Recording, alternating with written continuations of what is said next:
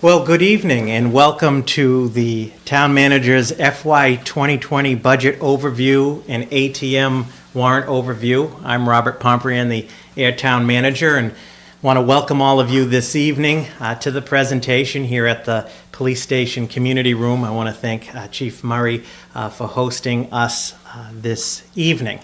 The purpose of this forum is really to hear from you, your questions and answers about the upcoming town meeting warrant and about the FY 2020 budget in particular. And we're also filming this tonight so those that can attend have the benefit of the information. As you all probably know, town meeting is this upcoming Monday, May 13th, 2019 at 7 p.m. at the Air Shirley Regional High School Auditorium. And we hope to see many of you there. I'm going to keep it relatively informal this evening. The main focus is, of course, your questions, concerns. I also want to recognize Selectman Scott Hood, who's here, as well as my internal finance team, who we'll talk about a little bit later, to answer any questions. So we have a lot of experience and information to cover. So why don't we get started? I put the presentation together. I'm going to do a brief overview of the major aspects of the FY 2020 budget. When I finish that piece, we'll take a brief pause to answer any questions or comments about the budget piece. Then we'll go into part two, which is just a brief overview of the upcoming town meeting warrant. I selected some of the key articles that folks may have questions on. That doesn't mean if we don't touch something that you are interested in, let me know and we can talk about it. All right? So the first thing, just on the overview, is that the budget process is a public process. And that's a key point. The budget doesn't just happen in one night. It doesn't happen behind closed doors, if you will. There's a whole process. And I want to add that a lot of these slides you're going to find in this budget book, which we'll talk about in a minute. This is a new initiative that was put forth by our Budget Buy Board group. It was an idea brought forth by Selectman Hood, and we'll talk about this in more detail, but you're going to see some of the slides that in the presentation are from the budget book. But the budget process is a public process, and this year was the first year back in August of 2018 the Board of Selectmen actually approved a public budget schedule that was on the town's website since August, and we go through a series of processes starting in this case in October with the capital projects. We have a capital planning committee that's appointed by the Board of Selectmen. We started union negotiations in October of 2018. In November, we sent out the directive for the preparation of the budget. December, we had the tax classification hearing with the Board of Assessors. Capital planning and operating continued. In January, the budget was finalized in draft form and sent to the Board of Selectmen and the Finance Committee for review. The Capital Planning Committee was finalizing during that period. In February, the Board of Selectmen that set the water and sewer rates conducted the rate review was actually done in April. The review started in February. But just to illustrate, it is an ongoing process, and it's a circular process. We formulate the budget. After Monday will be the implementation of the budget. Then there's the audit of the budget and the review. So it's an ongoing process, and it's important to note it's a public process. All of these meetings, selectmen's meetings, capital planning meetings, rate review meetings, are all public meetings by law. They have to be posted. There are minutes. You will find all of this information on our website. And for the folks who find the website difficult or want hard copies, come to my office or the Board of Selectmen's office because we have all of this in hard copy. And you're going to participate in the most public of the process on Monday the 13th, which is town meeting. So the first thing I just wanted to touch upon is a brief overview of the revenue as it pertains to this year's budget, FY 2020 budget. So the total available for appropriation is $29,109,074, and that includes the town's 4 enterprise funds. We saw an increase in revenue from last year, from FY19, of about 5.1% increase, or almost a $1.4 million increase in revenue. And what was driving that increase in revenue, you'll see on the bottom of the slide, the new growth estimate of $425,000 in new growth, which is provided by the assessors. And then you have the enterprise funds. There was about an $815,000 increase, specifically in water and sewer. And then local receipts that we collect, about $134,000. So there's about a 5.1% increase in revenues. And what you'll see here is the source of general fund revenues for the town of Air. 85% of our revenue is from the tax levy. 3% is from the state, 5% from free cash, and about 7% from local receipts. And next to it over here, we have the general fund expenditures demonstrated here in this graph by percentages. The largest piece, 45%, being education. The next largest, 18%, public safety. General government, a lot of the services from town hall and so forth, 11%, and so on. In terms of the omnibus, and some folks ask, what is the omnibus? Omnibus is an old term for, if you will, operating budget. The omnibus is Article 6 in the town meeting warrant this year. We're going to talk about that in just a moment. That's basically the operating budget, which we're going to focus on.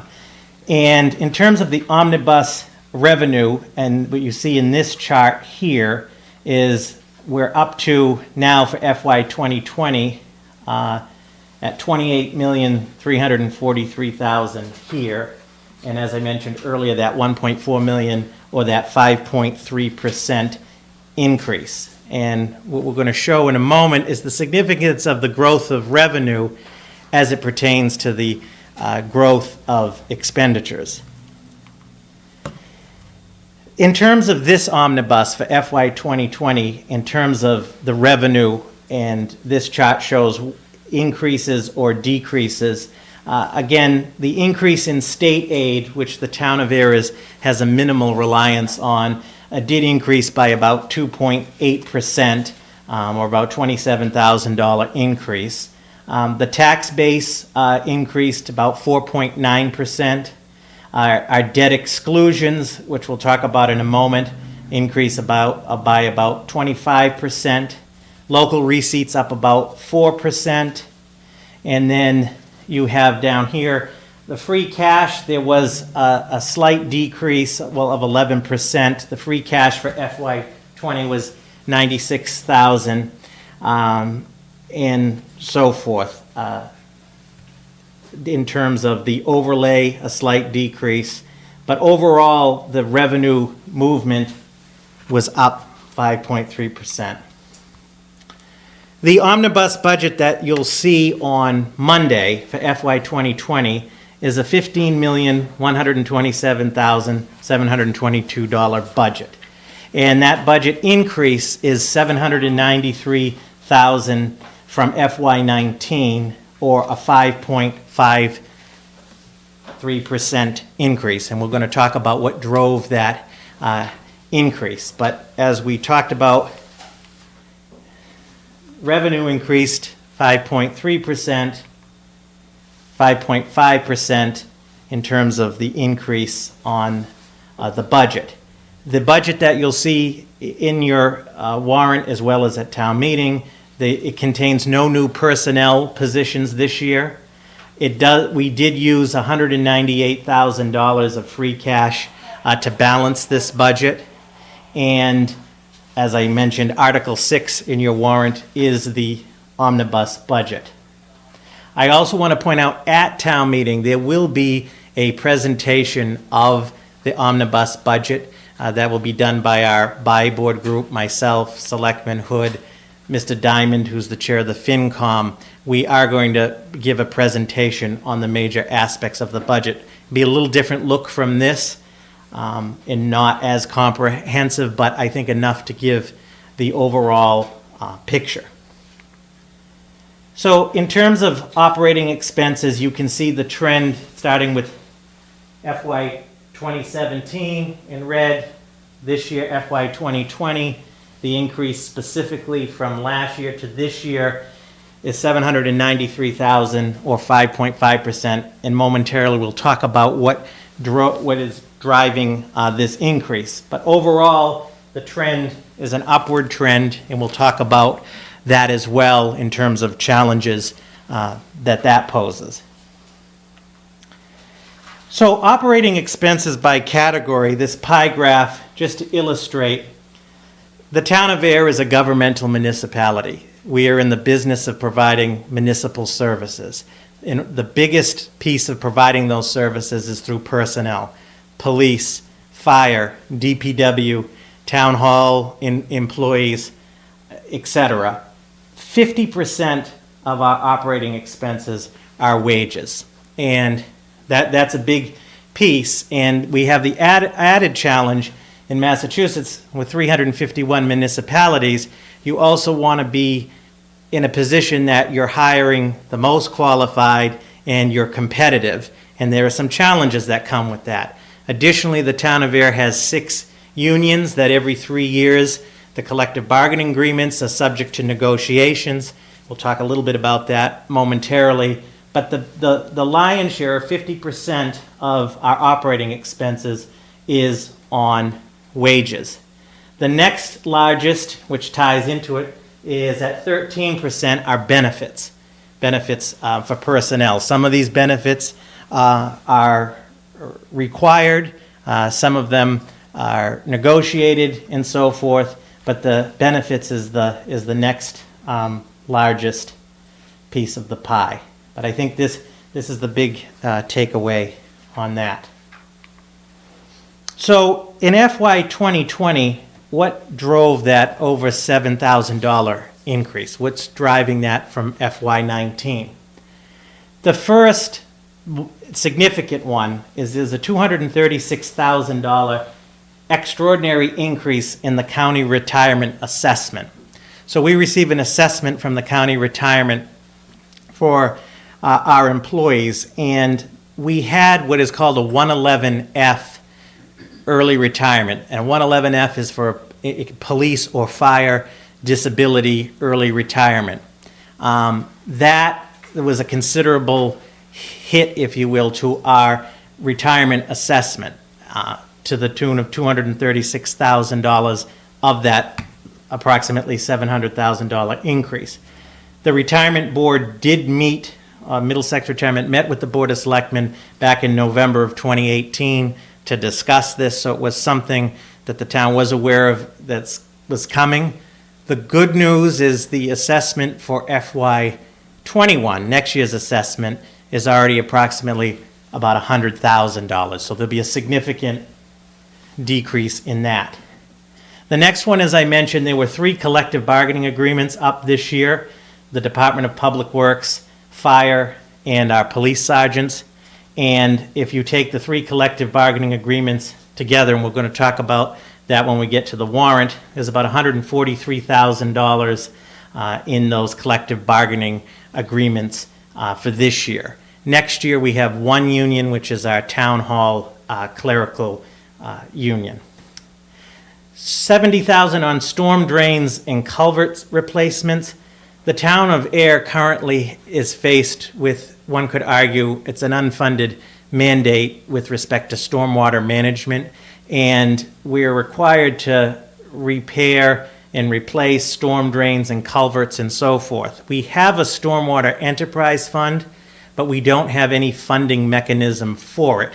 So this fund, the funding for this comes from the general fund. $70,000, we're finding increasingly to fund the stormwater efforts from the general fund is becoming a challenge on the overall general fund. And we need to have future discussions about a funding mechanism for the stormwater enterprise, because the issue of stormwater is not going to go away. It's federally mandated as well as there are some state mandates. Health and life insurance, $65,000. The omnibus budget that you have, Article 6, has a 2% cost of living increase for all non-union personnel, as well as the reserve firefighters and the elected officials. That was $36,000. Some notes and bond principal and some other increases. So these here is what drove the increase for FY20 budget. The most significant being the top two, that retirement assessment, which we already have next year's, is going down, and we had 3 collective bargaining groups. And you can see here the Middlesex County retirement that we just talked about. That represented there was a 16% increase just there. Stormwater, 37% increase. There were some decreases in the budget. I like to point those out. Unemployment compensation went down about $19,000. That unemployment compensation is obviously when personnel are either laid off or terminated that are eligible for unemployment. The town council budget went down $20,000 from 130 to 110, so about a 15% decrease. That's a direct result of we've come out of some litigation scenarios that were driving that. Also, by the centralization of the government in terms of the contract negotiations, the Labor Council bill is practically gone down almost to nothing, which is encouraging. And then the DPW fuel budget was adjusted down about $23,000. New items in the omnibus. So you have the omnibus before you, and it lists, and we always have the challenge of a space challenge to list as much information. So I just wanted to highlight some of the new things that are in the budget. When we asked folks to prepare the budget, I do want to point out that we asked them to prepare a level funded budget, and any new items over 10,000, actually any new items, period, we asked them to sort of break out to explain. In this, these are some of the new items. The DPW, there's an internship program for the geographic information system. The HVAC software upgrade, these are the controls for the town hall climate control. The system needs to be replaced. The benefit of replacing the system will be some energy efficiencies. A lockbox service for the treasurer, tax collector. Increase in tax title services. We do have a new treasurer, tax collector, who has taken a proactive approach to tax title. And so these costs here are for the tax title service, but on the end, it is bringing in money as well through the tax title. The Air Police Department's membership in NEMLEC is an important law enforcement regional membership. Depot Square improvements, as you know, with the project underway, there was a small amount put in there during the interim period for the project, a very small amount. And then those storm drains that we talked about earlier. So the certified free cash for FY 2020 for the town of Air was $960,232. And so what are we proposing to do with that free cash, or putting forward to voters on Monday? We'll talk momentarily. There is a prior year bill for $6,000 for a DPW lighting project that was funded by a grant, but the way the financing was done, there was a bill outstanding that needs to be paid. That'll be Article 1 on the special town meeting. Article 2 on the special town meeting, and we're going to talk about the special town meeting in a moment. there is a $50,000 supplemental appropriation for the transfer station. And this funding for $50,000 is to operate the transfer station for the balance of this fiscal year. A couple things happened that were unexpected that drove this cost up. One is the recycling market on the international scene has changed to the point that the costs have gone way up, specifically being driven by China, believe it or not, has had a local impact here. And some of the trash hauling fees that are used by the town also went up. So the recycling market, and this didn't just hit air, the recycling market and those hauling fees put a significant challenge, which we will meet with the support of town meeting to get through the balance of the year. The UDAG replenishment, and I'm going to talk about that on one of the slides, so we'll come back to this for $230,000. That's the Urban Development Action Grant. We'll come back to that in detail. The GASB 45, or OPEB, is the post-employment benefits for the town. We have a policy of putting $300,000 each year for all of the post-employment benefits of our employees. This is required of all municipalities. Some are making great progress, like the town of Air. It is an unfunded mandate. Others, not as much. $177,000 of that is from the free cash. The balance to get to $300,000 is from the local meals tax. The Board of Selectmen, there was an article to replace all of the basketball hoops at Sandy Pond for $10,000. It's very highly used courts, the basketball hoops. The situation, it's in pretty rough shape. The increase in that retirement assessment, as I mentioned, about $100,000 from free cash to address that. The Air Shirley Regional School District assessment, about $98,000, and we're going to talk about schools in just a moment. Some other omnibus expenses. Our capital stabilization fund, we're putting $180,000 into the capital stabilization, so this is, think of it as a savings account for the town specifically for capital purposes, and we're looking to increase that fund. And our stabilization fund, which is sort of like our general savings account, $10,698. And I know that seems like a small amount, but the decision, we have exceeded the DOR, the Department of Revenue's recommendation on the stabilization benchmark, and this is our larger and stronger fund.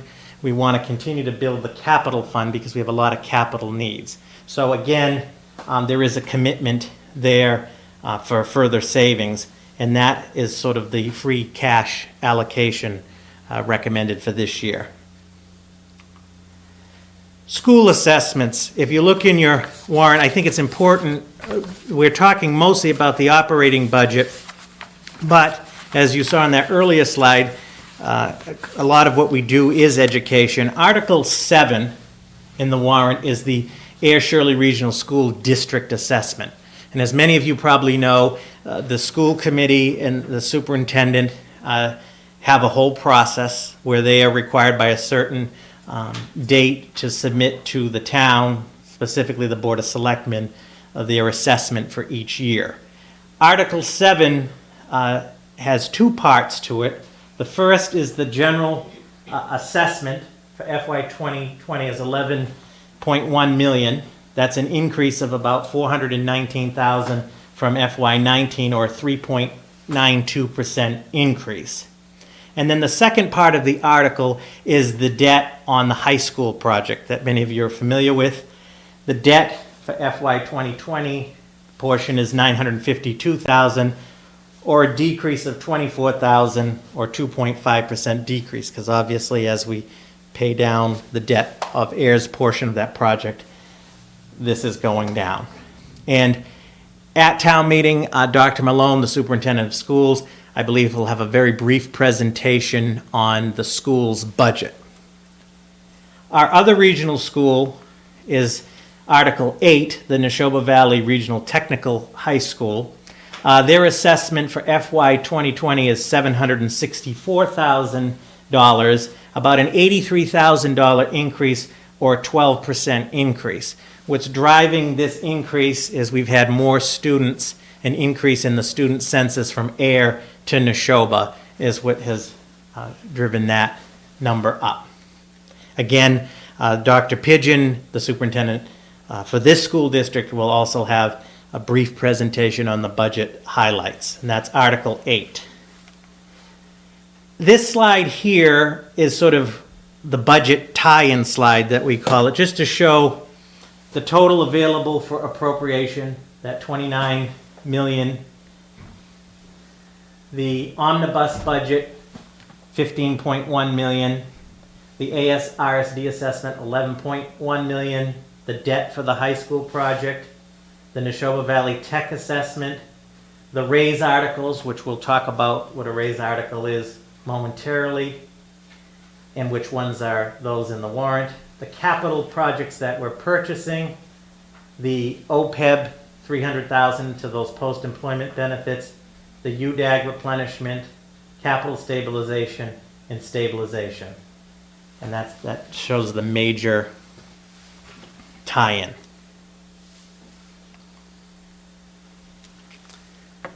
So that is sort of just a real brief overview, high overview of the FY 2020 budget. And I'd like to open it up to any questions that folks may have. Like I mentioned earlier, I may repeat the question for the benefit of the recording. I put my contact information up here because I take this very seriously. We're here at Town Hall to answer any questions that residents, businesses may have, and to provide the information, because it's our goal, my goal, the Board of Selectmen's goal, is that you have the information and the questions answered that you may have even going into town meetings, so we can have a very good discussion. So are there any questions on this material at this point on the budget? We can take a brief moment to talk about the budget. Otherwise, I'll do the brief overview of the town meeting warrant, and then we can open it up to questions as well. Yes, sir. On available revenue, I'm looking on the budget, page 20. There's automatically calculated the 2.5% increase on current property, and then projection of I'm assuming new property. Yes. So the question is, for those of you who have our new budget book, is on page 20 on the tax base. The second item under the category, there's a footnote that the tax base increased on a 2.5% increase. So that was factored in. Yep. Other questions on the budget? Yes. Is that, I'm crazy about all these figures, but is that an average? Is it normally 2.5 every year? Does that fluctuate? How much does it go up and down? Or? So the question is about the 2.5%, and does that fluctuate? So as you probably know, in Massachusetts under Proposition 2.5, the maximum amount that can be taxed in a year is 2.5%.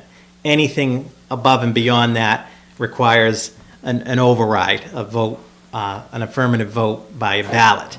So he didn't want me to call on him, but I think I'm going to. I do have our assessor, Tom Hogan. Tom, could you, to Mr. Kelly's question, is it 2.5% every year, or does it fluctuate? Yeah, the taxing capacity for cities and towns, the levy limit by statute increases 2.5% per year, Right. whether you spend it or not. It's your taxing capacity is going to increase, and on top of that, there's an allowance for new construction growth dollars that's added to that. So it's automatic 2.5%. Let me just add something. But what you may not know is we're not taxing up to that entire level. We have unused levy capacity of $2.5 million, which is a significant positive thing for your financials. It's almost like another reserve. So if something catastrophic happened, we could tax up to that level and still make our expenses. Thank you. Any other questions on the budget? I'm sure there will be more. We'll do a quick overview of the warrant, and then we'll open it up to questions on the warrant and questions on the budget. Okay? So you should all have the town meeting warrant. This has been mailed to all 3,700 households, and it is available online, and we do have hard copies at the library and town hall. So a quick overview of the warrant. There are actually two warrants on Monday. There's a special town meeting warrant with 2 articles, and then the annual town meeting. We have to have a special town meeting for 2 articles. The first one is a prior year bill I mentioned earlier, $6,350. This bill occurred in the prior fiscal year, and it was incurred for a streetlight project. The DPW was upgrading the streetlights, and this was a grant-funded project, but the energy savings calculations, and this often happens on these grants, you can't apply those savings in terms of the cost of the project. So there was a slight shortfall of $6,350.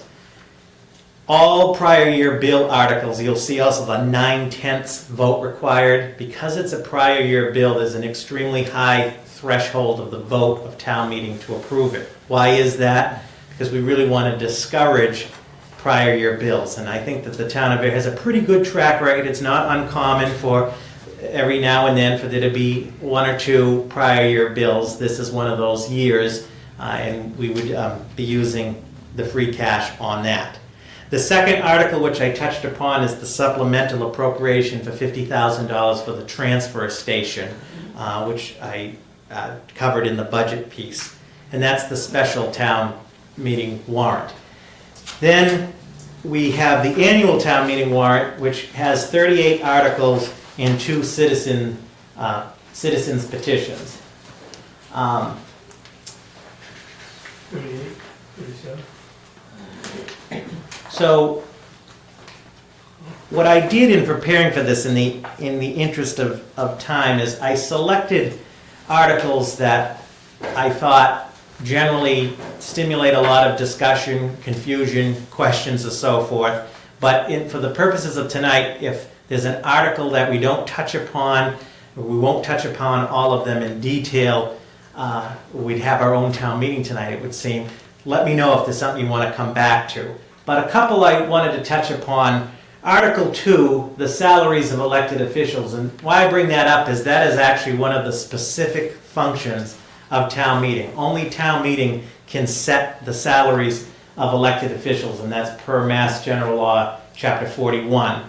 And you'll see in the warrant, in the article, our elected officials are the moderator, the chair of the Board of Selectmen, the 2 selectmen members, the chair of the Board of Assessors, and the 2 members of the Board of Assessors. And it has the FY19 salary and the FY20 salary, which does represent a 2% cost of living adjustment. Then Articles 3, 4, and 5 are what I'm calling the union contract funding articles. And so all the 3 contracts, as I mentioned, was the DPW, firefighters, and police sergeants contracts. They're 3-year contracts, and the contracts are negotiated by the town manager and my team. So for example, on the DPW, we met with the union. My negotiating team was myself, the town's benefits and payroll manager, the DPW superintendent, and any other pertinent departments. And we negotiate the contracts, and when we come to what is called a memorandum of agreement, so that is a written agreement between both sides have agreed, that memorandum of agreement has to be ratified by the Board of Selectmen. And that is done in executive session. I know some people find that frustrating, but the reason it's done in executive session is that if we did it publicly, we would be giving away all of our strategy secrets and so forth. The good news is all 3 memorandum of agreement are on the town's website, or if you would like a copy, please come to my office, and it spells out everything. But for the purposes of town meeting's role is to approve the first year funding. And at town meeting, I'm actually going to have 3 specific slides to cover this. But Article 3 is the DPW contract. The first year costs are $41,136. That contract covers 19 employees. So FY20 is $41,136. That's what town meeting will be asked to consider on Monday. The second year of the contract is $33,256. You'll see a trend, they go down generally. FY 2020, $33,000. So the total cost impact for the 3-year contract for the Department of Public Works employees covered by that is $108,000. But for the purposes of Monday, the article, town meeting will be asked to consider approval of the $41,000. Article 4 is the firefighters contract. That's $83,209 is the first year impact. It covers the 13 firefighters. In addition, why this is $83,000 in the first year, then it goes down to $47,000 in the second year, $50,000 in the third year, or a total of $181,000. This $83,000 number, in addition to including the negotiated items, it does include a training fund. There's $10,000 in that $83,000 for training. The fire chief there's increasing mandatory training that is not funded. So there is a training fund in there.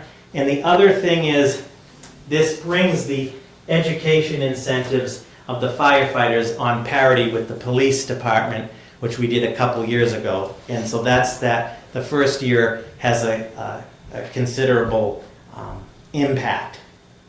Article 5 is the police superiors or our sergeants. There are 4 sergeants. The first year costs are $19,605. Second year would be $13,000. Third year is $15,000, or a total of $48,000. All 3, the base wages were 2%. So there's a 2% increase each year, which is consistent with our is consistent pretty much across the Commonwealth. However, it's not just the 2%. There are increases in clothing allowance and so forth. Now, Yes?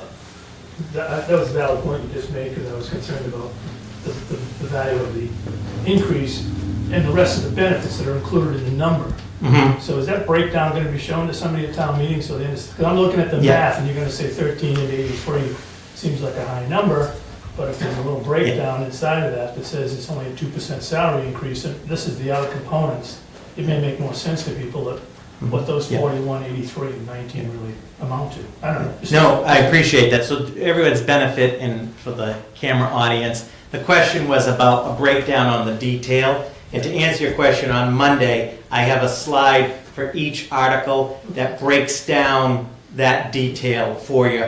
For the purposes of tonight, we had a lot, I just wanted to touch on that. But yes, we will have the detail breakdown, because it isn't just the wages. Yeah. So, right. Then, Article 15. So, before I get to that, as I mentioned, Article 6 is the omnibus budget, and you have the omnibus or the operating budget in your warrant. And for many of you are probably familiar with town meeting. What will happen on Article 6 is the moderator will read the article. It will be moved by the Board of Selectmen and seconded. It'll be on the floor. At that point, a presentation will be made to town meeting by our board representatives, as I mentioned, myself, Selectman Hood, and Mr. Diamond, the chair of the FinCom, will give a presentation. Through the moderator, if there are any questions on the presentation, they'll go through the moderator. We'd be happy to answer those. And then, as many of you know, the moderator will proceed to read the line items in the omnibus, and he will ask members of town meeting if you want to talk on a specific line or have a question to say pass. And then we'll come back to that. So just procedurally, how the omnibus will be handled. I'm going to skip ahead, and like I said, when we come to questions, if there's an article that you'd like to talk about that I haven't touched upon in the interest of time, be happy to talk about it. Article 15, and I'm talking mostly about the financial articles for this presentation. So Article 15 are the capital budget requests that the town is going to borrow for. And you'll see in the article all of the projects by department, item, and amount listed. And it totals $980,425 in requests. Our capital policy is that requests over $40,000 we borrow for. Things which we'll get to in a minute under $40,000, if we have the capacity to pay for them outright, it makes financial sense to do that rather than incur interest and borrow, on smaller items. All of the borrow items require a 2/3 vote, so that's a higher threshold, as many of you are familiar with. All of these requests were vetted and recommended by the Capital Planning Committee. So the town has an appointed Capital Planning Committee that has residents on it, and they meet for several months. The process started in October. If you're interested, all of the minutes are on the website and are available through my office as well. It's subject to the open meeting law, the agendas, minutes, and they meet with all of the departments with their requests for a 5-year plan. Not everything is given, not everything is always agreed to. Things get delayed, things get changed, things get denied. But there is a whole capital process, which I have to say I'm pretty proud of that the town of Air has, because it's a very formal professional process. Some communities, there isn't that structure for the capital plan. So Article 15 will be asking voters to consider the authorization to borrow for these items. Article 16 is the capital exclusion article for fire engine number 2. It's a $650,000 request to replace fire engine 2, which Chief Pedrazi will make a brief presentation on the issue with the truck. It's almost 20 years old. There are various issues. He'll speak to that with great proficiency. The Capital Planning Committee recommended the replacement of this at $650,000, and it recommended the funding mechanism to be a capital exclusion. And a capital exclusion, unlike a debt exclusion, it raises the $650,000 one time to pay for the truck, and then it goes away. There's often confusion. It's not a permanent increase of $650,000. It is not an override. We raise the $650,000 through the tax levy, pay for it, and that's it. The estimated impact to the residential tax bill, average estimated, is about $126. A capital exclusion has to pass both a ballot and town meeting. It did pass the ballot on April 22nd in the local election. It'll now be before town meeting and requires a 2/3 vote. So I just want to clarify something. I'm just reading that warrant article now because I did not write this warrant article. Mhm. And it refers to borrow, so I don't want anyone to be confused. Yeah. And not borrowing, that's not the proper wording. It should be to pay for, to purchase. There's no borrowing involved in this case. So we'll have to make an amendment to the motion.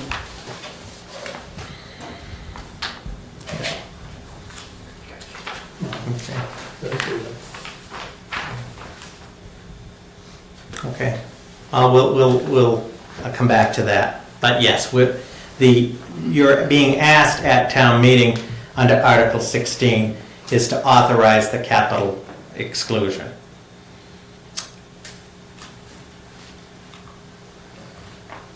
Article 17 is the capital items that we're asking town meeting to consider approval for. It's a transfer article because these are the items that are being recommended that we pay for from free cash. Again, a 2/3 vote required. There's a total of $288,000 in requests. As I mentioned, requests under $40,000 if we have the capacity to pay for instead of borrowing.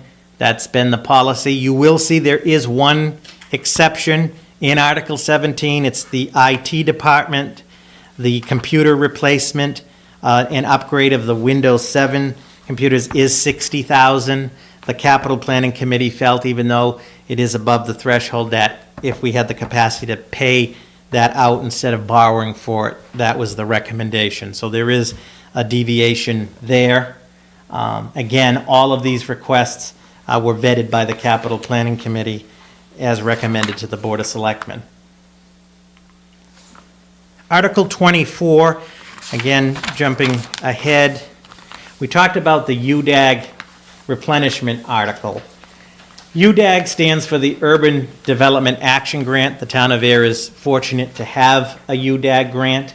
It is under the authority of the Board of Selectmen, and because the funding that was originally given for the UDAG has all been used and recycled is the term we use, it is unrestricted, so the Board of Selectmen can, in a duly posted meeting, authorize to use those funds.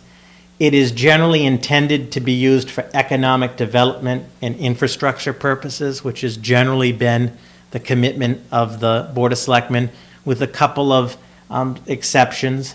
The current balance is approximately $2.7 million, and approximately $600,000 was authorized by the Board of Selectmen to resolve the Worthingdale Depot Square eminent domain settlement. As many of you know, town meeting, an article was passed at town meeting to take the property for the train parking project at Depot Square by eminent domain.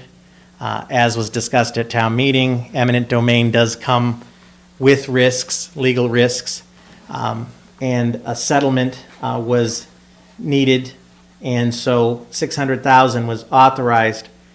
What we have proposed, the administration, is we'll have to pay this off as a series of town meetings. So the first, if you will, roughly about a third, this article replenishes about just over a third of that, of $230,000.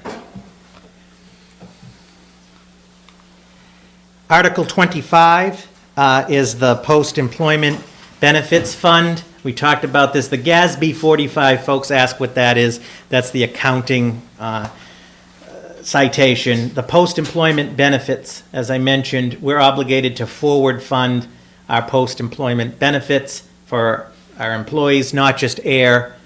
Our OPEB fund is overseen by the town's OPEB Board of Trustees.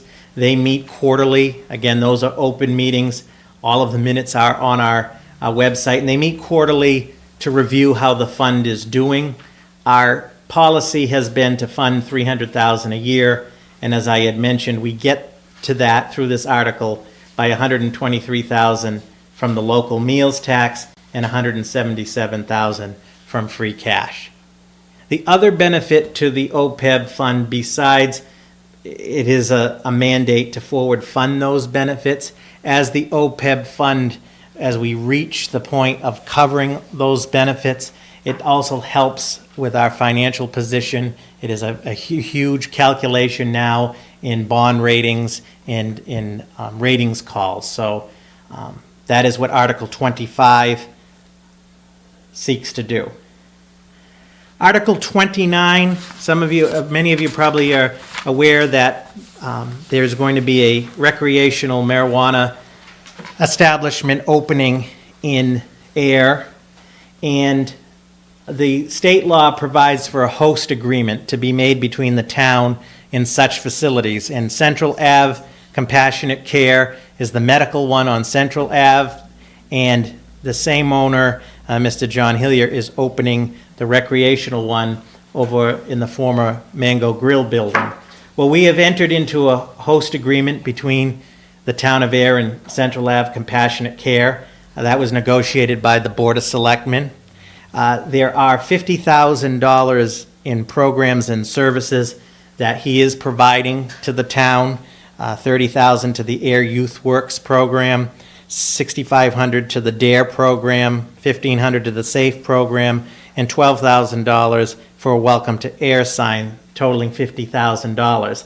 And we have been advised by town council, as well as the Department of Revenue, that town meeting has to vote to authorize this, if you will, but the $50,000 is ultimately coming from Central Ave Compassionate Care. Could I just explain further? Yes, would you? The town has not received the funds yet, except for $6,000 for DARE. Yeah. Okay, because the town hasn't, probably because he hasn't opened, so it makes sense. So, because the town hasn't received those funds, but we want to be able to use those funds, this first year, we're doing a transfer from stabilization, it should say, stabilization, because that's all we have left, we already used the free cash. And I think that might take a 2/3 vote, not just a majority, but I'm not sure, that's a legal question. But it's just the first year to front the money, and then when the money comes in, we'll have a history, and we can include it in our local receipts. So it's just a one-year thing. Additionally, as many of you have probably heard, which is not a matter for town meeting consideration, but when he does open, the town will receive 3% of the sales, if you will. And we don't know what that amount will be yet. Obviously, he has to open, and we will be having further discussions regarding what those funds will be used for. But I just point that one out, Article 29, because it is something different from previous years. Just real quick, Articles 35, 36, 37, and 38, I'm calling these are referred to as the easement articles that require a simple majority vote. And at town meeting on Monday, Superintendent Wetzel for each from 35, 36, 37 has a map and a brief presentation. Easements require acquisition of easements or granting of easements require a town meeting authorization. Article 35 is to authorize the acquisition of easements required for the East Main Street project. As many of you are familiar, East Main Street, we did all of the infrastructure under the ground. The next phase is the sidewalks, the streetscape, and the repaving. There are going to be some easements required for that. Keep in mind, this is still a whole process. Just because if town meeting authorizes it doesn't mean the town just takes people's property, if you will. There's a whole process that it goes through, including with Mass Department of Transportation, but that's seeking the authorization. Article 36 is seeking authorization to grant an easement for electric utilities on McPherson Road to go out to the wastewater treatment plant. We've been making improvements to the plant. One of them is the electrical services. So again, this would grant an easement for those electrical lines. Article 37, it grants an easement for electric lines for the transfer station. Part of this has to do with the development of the solar farm, the solar array that's going on the capped landfill, is to get the electric connections up there. And then lastly, Article 38 is a bylaw amendment, which would authorize the Board of Selectmen to grant easements on town-owned property, just like what's in 35, 36, and 37, without going through the town meeting process. That would expedite many of these projects. The acquisition of any land or acquisition of any easements is also governed by state law, so it's not just a free-for-all, but it would be a procedural change if town meeting granted the amendment to the bylaw. And as I mentioned, Superintendent Wetzel will have a brief presentation on each of those with a map that clearly shows where the proposed easements are. And again, if there are any questions, and we're going to open it up to questions right now, but as we lead up to town meeting, if there are any questions, my contact information is there. First office on the right, the first door. feel free to stop by. Again, we want to provide you with as much information as you would like and make sure that you're prepared for town meeting. So we're going to open it up to any questions on the warrant, any questions on the budget, and also want to remind everybody that town meeting is on Monday, May 13th at 7 p.m. up at the auditorium of the high school. So any questions on the town meeting warrants, anything on the budget, anything we can answer? Yes? It just, you mentioned the fire, the purchase of the fire engine. Yep. It just seems to me that could be a real confusion if it's not really clear that it's going to be paid for and not borrowed at town meeting. So I'd just suggest that someone be upfront on that and have new language, preferably in print, if that's the intent. Yes. I think that's a very good question, and our frustration is always with town council with these articles, because as I mentioned, Chief Pedrazi will have a very brief presentation on the truck piece, and then in his presentation, he has the cost impact, and there is a slide explaining the mechanism. So we will be very clear, we will be very clear on Monday that the capital exclusion, if authorized, we will raise the $650,000 from the tax levy, purchase the truck, that goes away. In other words, there's not a permanent $650,000 added to your taxes. It's not an override. The estimated average residential tax bill one time would be about $126. And we will emphasize it's not a borrow and there won't be borrow costs. That's a good point. This is for 2019, I mean, in the 2019-2020 fiscal year. Right? Yes, yeah. Any other questions? Yes, I have a question about eminent domain and easements. yep. We've already done that and we're being sued. The town has lost a lot of money doing that. Why are we doing that again? Okay, so the question is about eminent domain. So that is correct. So town meeting authorized the acquisition of the property in what was known as the Advocates Building, and many of you were probably at that town meeting, did authorize that be taken by eminent domain, and that was for the purpose of the construction of the access improvement and parking project. As was discussed at town meeting, eminent domain, how that works, the town does an appraisal and pays the fair market appraisal, which we did do. However, the risk with eminent domain is legal action. There was legal action. I can't get into the specifics of that yet because the legal piece, all of the financial piece has been resolved.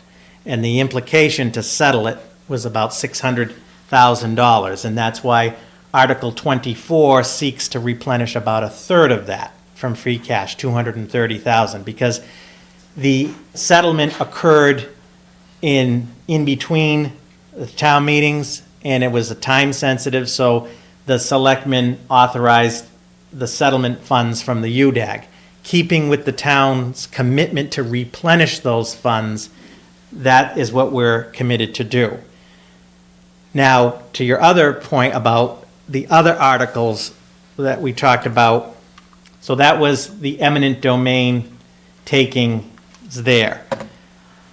Article 35, the acquisition of easements required for the East Main Street project. There is the need for some easements to build that project. An easement is an agreement, a legal agreement, to encroach, if you will, on the property without major impacts. You will see, as Ms. Bedurtha mentioned, in the article, it does mention several options by fee, easement, or eminent domain. Eminent domain, in this case, in Article 35, we're talking a very small streetscape amount. the selectmen, if this article passes, we are required to go through a whole process with the property owners. In many cases, a property owner may gift the easement. They may give the easement for $1. In some cases, there may have to be a fee for that easement, and if that's the case, we'll have to come back. But we don't anticipate, this is not of the magnitude of the Depot Square eminent domain, where you were taking a considerable piece of land and a building. So, as I mentioned, on Monday, we will have, the superintendent will show a slide showing those easements and what they would involve. In case of 36 and 37, we're actually granting easements to the electric company to run the connections, in the case of 36 to the wastewater treatment plant, in the case of 37, running the electric to the transfer station for the solar that's being developed up there. This is the solar that's being developed on the capped landfill, and we have a lease agreement with Citizens Energy.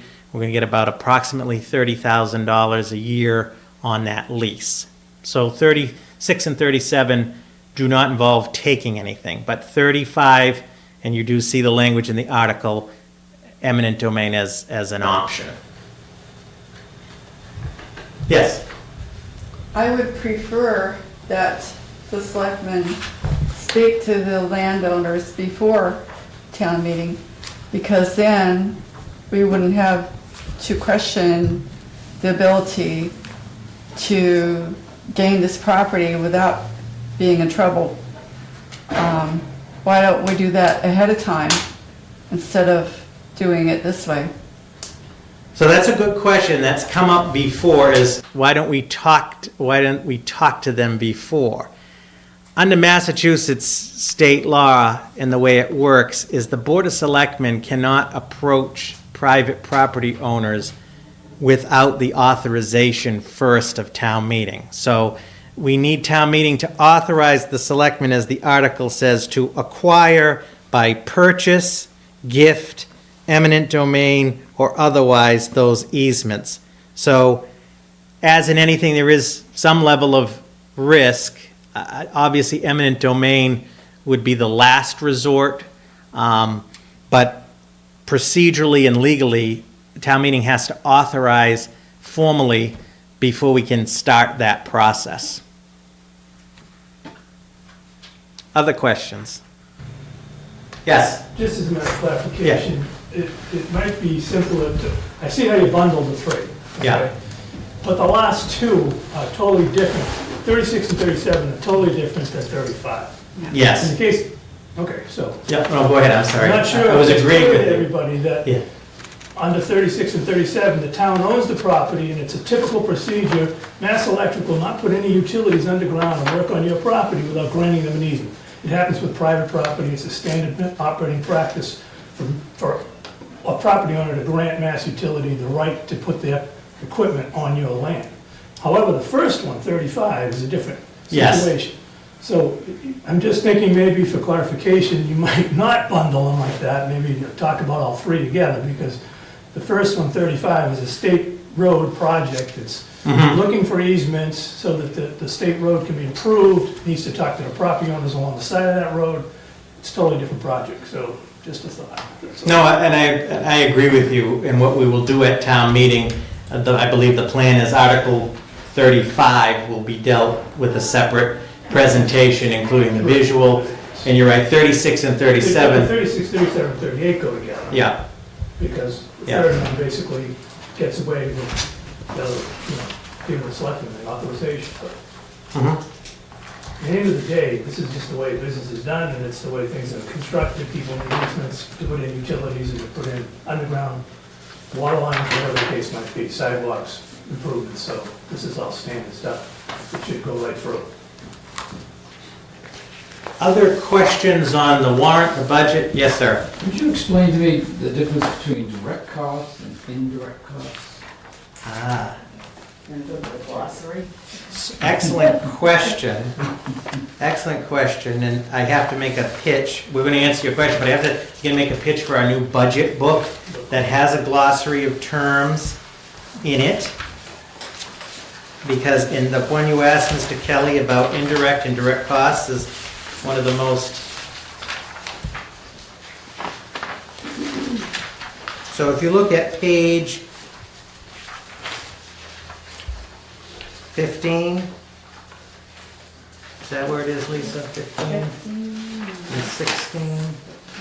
Yeah.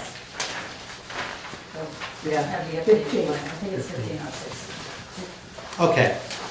Yep, and so if you go to page 15 in the budget book, enterprise funds, indirect costs.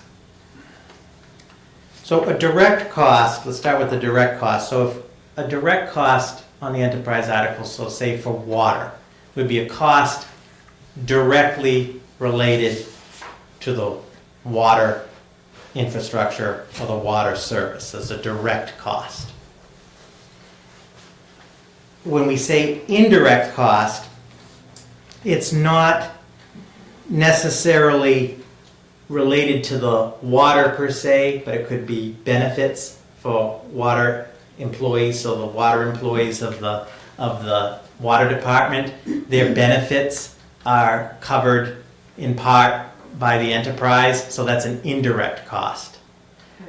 Add. Go ahead, Lisa. Add a little bit. Yep. Okay, so Robert is absolutely correct.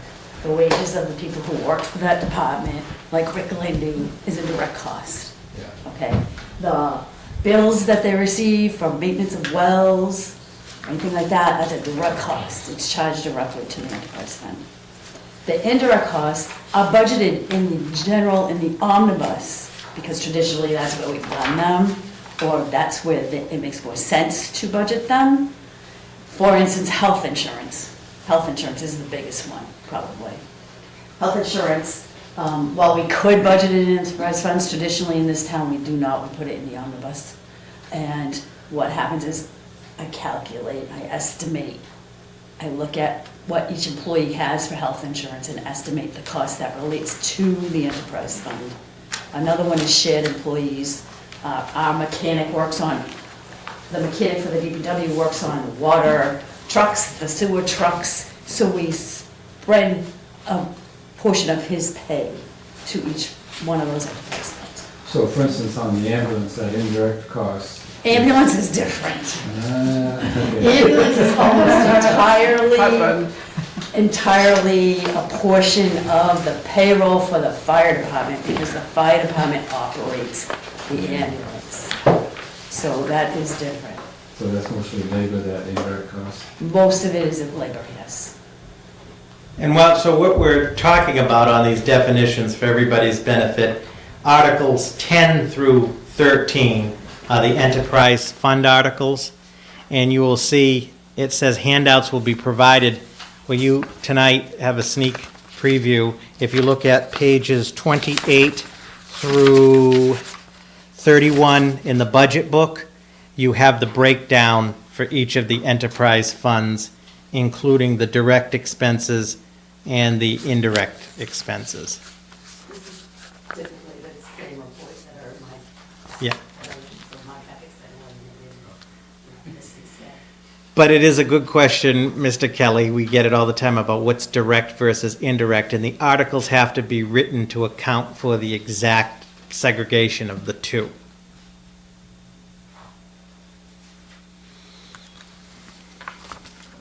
Any other questions or any articles? We did not cover all of the articles. Some of the articles are relatively straightforward or ones that folks see quite often. I tried to touch upon sort of the newer or different ones that we will see in the warrant. I would just add, so in addition to the 38 articles, there are 2 citizens petitions at the end. There is a citizens petition, as many of you are aware, is a process where any citizen is a process for any citizen to put forth an item onto the warrant. In the case of an annual town meeting, you need at least 10 certified voters to sign the petition, and that's handled through the town clerk. So the first citizens petition is a zoning bylaw amendment having to do with large-scale solar setback. So when we get to the citizens petition, the moderator will read it.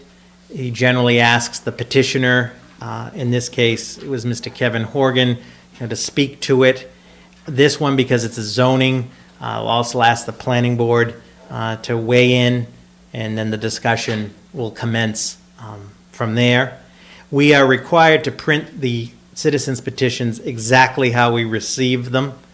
The second one is a length of term citizens petition that seeks to limit, if you will, the maximum of 6 consecutive years on the same board or committee. And again, the citizens petition will be read by the moderator, and the petitioner in this case was resident Miss Ruth Maxent Schultz. The petitioner is often asked to speak to it, and then it is opened up to the debate. So with that, I think this will conclude the formal presentation, and for our television audience as well. I really appreciate the opportunity to speak with everybody this evening about the budget and about town meeting warrant. If folks have questions leading up to town meeting, please let us know, and we will see everybody on Monday, May 13th at 7 p.m. in the auditorium of the high school. For those that are here in the audience, I'm going to stick around for a bit and be happy to answer any questions. Before you leave, make sure you do get a copy of the budget book. We will be passing this out at town meeting. I also have copies of the warrant, which will also be at town meeting. Both of these are also available online. And lastly, the 2018 annual report will arrive on Friday. We'll have the hard copies at town meeting, and it will also be posted on the town's website. So with that, I want to thank you all for your time and attention and your participation this evening. Have a good night.